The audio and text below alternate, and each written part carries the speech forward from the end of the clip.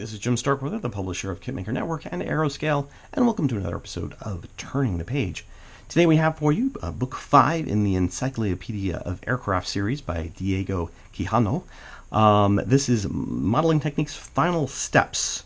This is put out by Ammo by MiG, or Ammo of MiG. It's of, right? Yeah, it's of. This is the English version, as you can see by the little British flag up here, the Union Jack. And they do put out, I believe, some other, at least a Spanish version, I want to say. So, okay, so this is a softcover book, obviously, with a kind of very hard, cardboardy-like covers. It is 156 pages or so. And let's go ahead and take a look at the table of contents. The editor is Mig Jimenez, and the original idea was Mig, and the coordinator is Diego Quijano. So, and Richard Rodriguez had additional models and pictures. So this is the intro. Not sure, it's not telling me who wrote the intro, but maybe it's just written generally. Then we have, do we have an actual table of contents? Doesn't look like we do, actually. Oh, unless I'm just missing it. So this actually just continues on from the previous book, because this is obviously number 7, or chapter 7 or whatever, so interesting. I hadn't noticed that because maybe I haven't been looking closely enough at the way these work.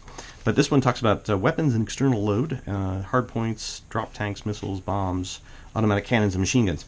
So clearly, again, with these aircraft books, you're getting aircraft models by guys who do armor as well. So I know some of the aircraft modelers out there are kind of like, hey, that's got too much weathering on it and stuff. But yeah, it's just a style difference, I think, between, say, generalized modelers or modelers who maybe started in armor versus others. I see comments on Facebook occasionally with, that looks really great, but it doesn't look anything like an aircraft would look. Which, I kind of, I don't know, maybe I take exception to a little bit, because I've seen aircraft that look pretty worn and weathered and, looking like this. So, I don't know. I think sometimes there's a mindset in the in the aircraft-specific modeling community that aircraft can't look like overly weathered or whatever, or that was brand new, it would never look like that. It would never look like this. Yet you see pictures where sometimes they look like this. So I don't know. I think it's one of the there's another argument this gets into, I guess, with just weathering, I guess, in particular, because when they roll off the factory they don't look like that, but then years later they would. Or even like six months of combat in World War II with that, or 3 months or 5 weeks of combat in some scenarios was enough to completely batter some planes into practical destruction and so forth. Anyways, getting off my soapbox. But you can see there's some nice detail in here. That's what you can expect with these Encyclopedia of Aircraft books. A lot of little small detail and tips talking about using. I think he's using a charcoal or some kind of pencil here to draw in some streak lines. And again, wasn't this bomb new?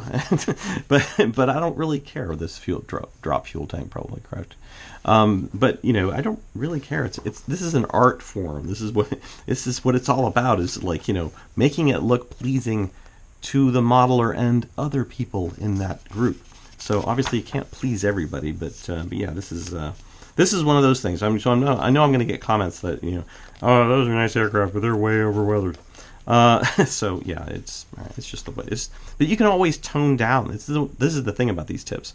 You don't have to go to this level. You could go to a level 5 steps below that level, but you could still use some of these techniques. So again, I'm just kind of throwing in my own soapboxy kind of stuff there on this, but I've been ever since I started these websites, I've been hearing this stuff from people at shows or online or on Facebook now, and it's like, the argument gets old because it's kind of like, yeah, we've heard this before. It's nothing new. This has been around forever. Anyway, so continuing on, you've got the bombs section. You can see these are all broken down into their various little component groups. Automatic cannons. And then I suppose at some point, though, we get into step 8, which is, so 8 is actual final steps. Final steps. All right, well, I don't, maybe this is the way the original manuscript was broken down, and then this is kind of the way they had to put it into the book form anyway, so that maybe makes sense. But painting propellers, I'm just going to flip through this parts, and you can kind of get a general feel for what you can expect in these. But yeah, there's just so much content and so much detail in here. World War One planes, grease, oil, and sand. Again, my hat's off to Diego, because obviously there's some fantastic modeling in here, but I'm sure he has to plug his ears every once in a while. Nah. I don't want to hear all this is over weathered stuff. Da da da da. But again, sometimes it's also geographic, because I bet if you went maybe to Spain or Europe or whatever, you're going to see more this type of thing. Whereas you come over here to America, and it's like you go to an IPMS show or something, and it's like all the aircraft look pristine and they look like they just rolled off the the factory floor for because apparently maybe we just take much better care of our aircraft here in the United States, because obviously I would say close to a majority of most aircraft over here is going to be U.S. planes and so forth, with still a lot of World War II variants, Germans, Japanese, and various stuff. Russian planes very popular here too. Don't mean to get, I mean like 51%, something like that, probably U.S. planes. All right, well, I hope you enjoyed this overview of the book and my soapboxing a little bit on the whole issue of overweathering.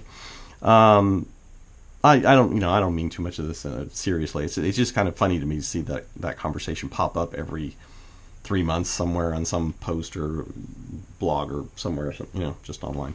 So thanks again for sending us a copy from Ammo of MiG and the publisher, and we will see you next time on Turning the Page.